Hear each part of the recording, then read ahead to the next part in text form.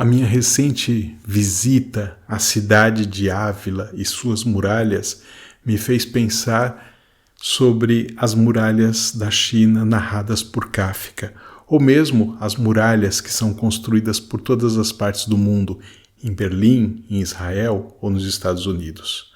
Muros que querem nos proteger, mas acabam sendo as nossas jaulas. Sinta-se em casa. Eu sou Frei Rogério Xavier e este é meu podcast Rogeriando.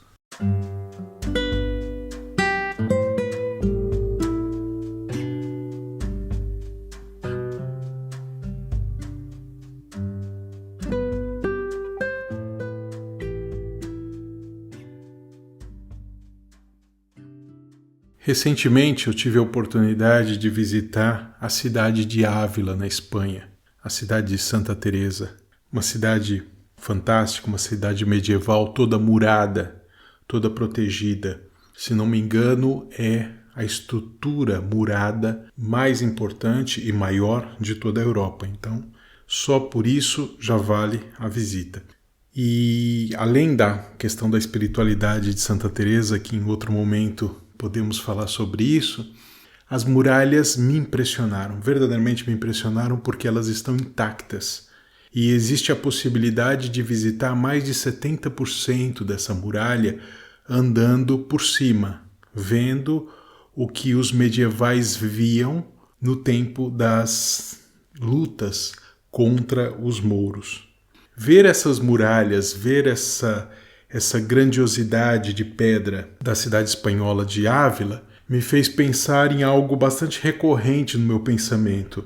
Algum tempo atrás eu fiz um outro episódio do podcast chamado Muros e Pontes, em que eu aproveitei o pensamento de Humberto Gessinger para pensar essa questão das nossas construções de muros que nos separam e a dificuldade que nós temos de nos relacionar com pontes, com diálogo, com contato com os outros.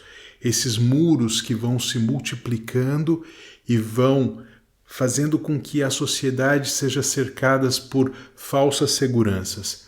Essa temática veio à tona enquanto eu estava andando pela muralha, porque eu comecei a imaginar, sobretudo porque eu estava com um audioguia em que se narrava a história da construção dessa muralha, a função social e a função bélica dessa muralha e também a partir da espiritualidade de Santa Teresa, como ela via tudo isso a partir dos seus escritos, sobretudo o Livro da Vida.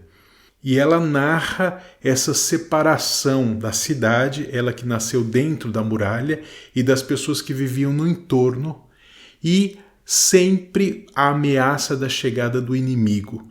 Então são narrados episódios em que os mouros vinham invadir a cidade, aquele pequeno espaço cristão em que existia uma resistência.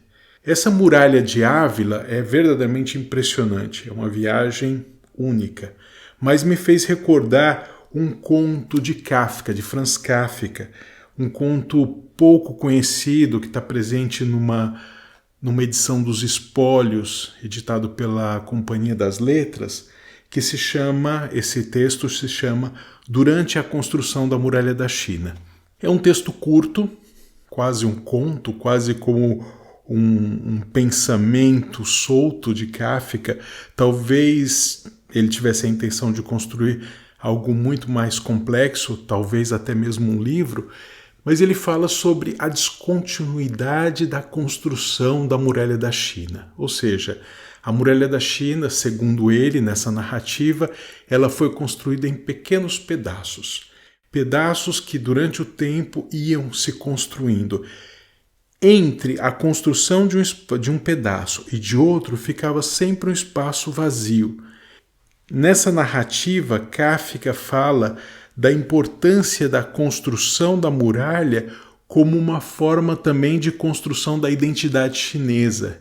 Ele fala algo sobre o imperador, fala sobre a importância da unidade, a importância de perceber que essa terra, o povo perceber que essa terra era grande, rica e bela.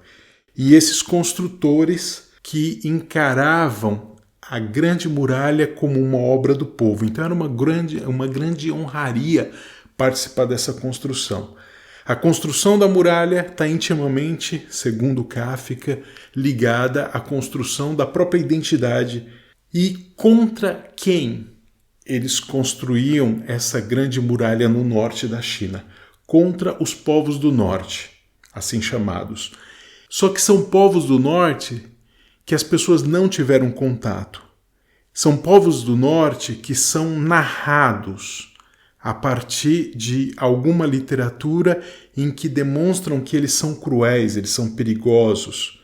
E para isso, esse povo deve confiar no comando, nesse imperador que ninguém sabe onde está, ninguém sabe quem é, ninguém nem sabe se ele está vivo, ninguém nem sabe se ele existe. Mas importante é que essa narrativa da crueldade faz com que a muralha seja construída de forma descontínua, através de partes, mas sempre numa perspectiva de proteção contra um inimigo que pode chegar a qualquer momento.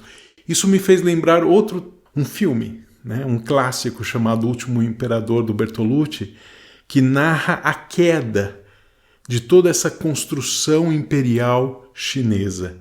O Bertolucci teve a oportunidade de gravar na Cidade Proibida e ele fala sobre isso, sobre esse império que é, na verdade, um queijo cheio de buracos, que já estava para cair. Essa obra de Kafka me fez pensar um monte de coisas, a partir da minha relação com as muralhas de Ávila e a partir dessa ideia de que nós devemos nos defender de alguém, o estranho, o estrangeiro, aquele que vem de outra parte e chega até nós e que nos ameaça, que nos tira a paz e que nos coloca sempre em uma preocupação constante. E aí aparecem outros muros. Por exemplo, as muralhas de Roma. Hoje mesmo eu fui à cidade e as muralhas de Roma aqui são onipresentes, você encontra pedaços por todas as partes, e as diversas portas. E essas muralhas já tiveram funções diferentes em tempos diferentes. Elas já foram úteis para o Império Romano, elas foram úteis também para a Roma pouco conhecida, a Roma medieval, sempre com o intuito de proteger Roma da invasão desses bárbaros que são completamente desconhecidos, mas que estão à espreita e que estão chegando. Isso vale também para a ideia do Muro de Berlim, o famoso Muro de Berlim. Um muro que é construído para proteger uma parte de um país contra o inimigo que está do outro lado. Ou mesmo o atual muro que existe em Israel, que separa de forma muito visível os palestinos dos israelenses. Essa construção feita pelo governo de Israel que separa, isola o perigo do estrangeiro, o perigo do teoricamente terrorista, aquele que vai poder destruir a minha nação. E não menos original é o muro que existe entre os Estados Unidos e o México. Esse muro que é uma vergonha internacional, em que separa também esses perigosos latinos, que são necessários, eles precisam estar presentes como mão de obra barata na estrutura do Império Americano, mas ao mesmo tempo em quantidades desejáveis, não todos. O perigo da entrada, do ingresso desses grupos a todo momento e por todas as partes. O que os muros nos ajudam a entender? Nos ajudam a entender a nossa estranheza a tudo que é diferente de nós mesmos.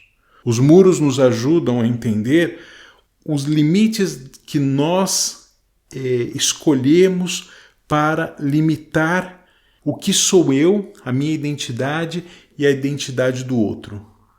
Quando eu estava lá nas muralhas de Ávila, enquanto caminhava, enquanto ouvia aquela narrativa sobre a construção da muralha, que é completamente desconhecida, o desconhecido momento em que iniciou e quando terminou aquela muralha, mas a função bélica e depois a função da própria construção da identidade daquele povo, e provavelmente a cidade de Ávila não era a única assim. Existiam muitas outras cidades que eram muradas. Naturalmente, as muralhas de Ávila se tornaram as mais famosas e as mais preservadas. Esse perigo desses mouros que constantemente estão chegando, mas me faz pensar outra coisa. Esses inimigos que se teme tanto e que podem estar chegando a qualquer momento, eles talvez já estejam no meio da praça pública.